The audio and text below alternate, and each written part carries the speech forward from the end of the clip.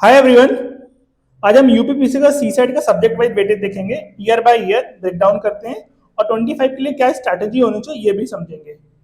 तो these are the area जहां से क्वेश्चन आते हैं जो आपके सिलेबस का पार्ट है। तो अगर आप पहले 3 साल का पार्ट देखो तो reading comprehension, logical reasoning, general mental ability, ये 3 एरिया आप देखो यहां से एटलीस्ट 15 क्वेश्चन बन रहे हैं आपके every possible year. 14 plus question आपके यहाँ से बन रहे हैं every possible year and 15 plus question आपके यहाँ से बन रहे हैं एवरी पॉसिबल ईयर। तो ये 3 area RC, logical reasoning and general mental ability आप स्किप नहीं कर सकते। सेकेंड पार्ट, दो इंपॉर्टेंट पार्ट, जनरल हिंदी को आप देखो तो हर साल ऑलमोस्ट 15 क्वेश्चन आपके बन रहे हैं हिंदी से। तो ये एरिया तो आप मिस नहीं कर सकते। जो सबसे प्रॉब्लमेटिक और वेरिएबल पार्ट है वो डिसीजन मेकिंग का है। लास्ट ईयर 2023 में क्वेश्चन नहीं था और फिर एकदम से 16 क्वेश्चन आया। It means can be the possible option कि आपको बहुत सारा क्वेश्चन 25 में देखने को मिल जाए यहां से। ये चीज क्लियर हो रही है। तो ये और दूसरी इंपॉर्टेंट पार्ट जो जनरल मैथमेटिक्स का क्वेश्चन है, आप ये भी देखो कि 19, 12, 19, 15 क्वेश्चन आपके यहाँ से बन रहे हैं। एक साल नहीं आया can not be the chance कि नेक्स्ट ईयर नहीं आएगा।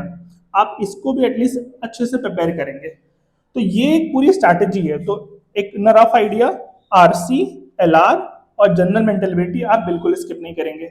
1, जनरल हिंदी और एलिमेंट्री मैथमेटिक्स आप एकदम कोरे, क्योंकि हिंदी तो आपका आ ही रहा है, मैथमेटिक्स भी आ रहा है, बट ओनली जो 2024 एरिया जहाँ पे मैथ नहीं आया, इसका मतलब ये नहीं कि नहीं आएगा, can be the possible area. और यहाँ पे आप स्टार मार्क लगा लो, कैन बी वेरिएबल ऑप्शन। और एक जो ये पार्ट है इंटरपर्सनल कम्युनिकेशन का पार्ट, यहाँ से भी आप देखो एटलीस्ट 12-13 क्वेश्चन तो निकल के ही आ रहे हैं, 12 क्वेश्चन। तो पहले प्रायोरिटी पे क्या प्रिपेयर करोगे आप, ये 3 पार्ट जो मैंने आपको यहाँ पे बताए, फिर हिंदी, फिर मैथमेटिक्स, उसके बाद इन दोनों डिसीजन पे आप आओगे। और एक अप्रोच देख लेते हैं कि 2025 में अगर आप पेपर दे रहे हो तो आपको क्या अप्रोच रखना चाहिए पेपर का और कैसे आपको आगे बढ़ना चाहिए। तो 2025 के लिए देखते हैं। तो अभी मैंने आपको बताया आरसी मस्ट क्रैक एरिया है, इसको आप नेग्लेक्ट नहीं करोगे। यहाँ पे 20 प्लस क्वेश्चन 23 में भी आया, 24 में आया, तो consistent highest area. Practice both Hindi का भी और इंग्लिश का पैसेज आपको दोनों का प्रिपेयर करना है, सो दैट यहाँ पे आपको कोई भी क्वेश्चन गलत नहीं होना चाहिए। जो आरसी का क्वेश्चन अगर यहाँ से आपका क्वेश्चन गलत हो रहा है तो नेगेटिव, तो आपका ये जो पार्ट है चांसेस वो गलत होने के ज्यादा हो जाएंगे। डिसीजन मेकिंग 24 में मैंने आपको अभी यहाँ पे बताया। जो सबसे कोर एरिया है लॉजिकल रीजनिंग और जनरल मेंटल एबिलिटी, ये आपके कोर एरिया है, इनको आप स्किप नहीं करोगे। तो 30 to 40% कंबाइंड वेटेज है इनका।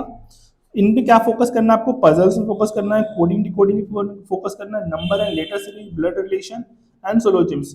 एक बात आप ये देखो, ये बहुत इजी भी होते हैं, ये इजी भी होते हैं, तो इनको करना भी बहुत आसान है।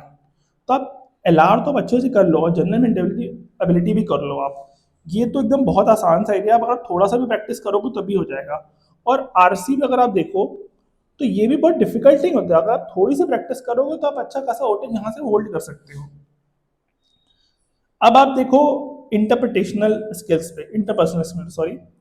तो पीक 27 में था, 27 क्वेश्चन आए थे 23 में, फिर ड्रॉप हुआ, फिर इग्नोर हो गया। तो फैक्चुअल है, शॉर्ट है, बट ठीक है, आप यहाँ पे थोड़ा सा ध्यान दे सकते हो जैसे मैंने आपको यहाँ पे बताया।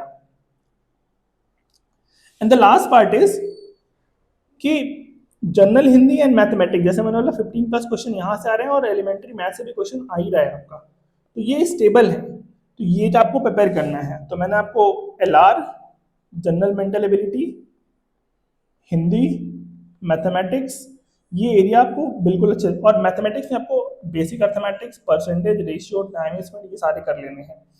इंग्लिश अनसर्टेन है but still spotting error, sentence improvement, vocab आप ये थोड़ा सा प्रिपेयर कर लें। For next part follow crackcat for more and thank you for watching. Do follow, like, share and subscribe.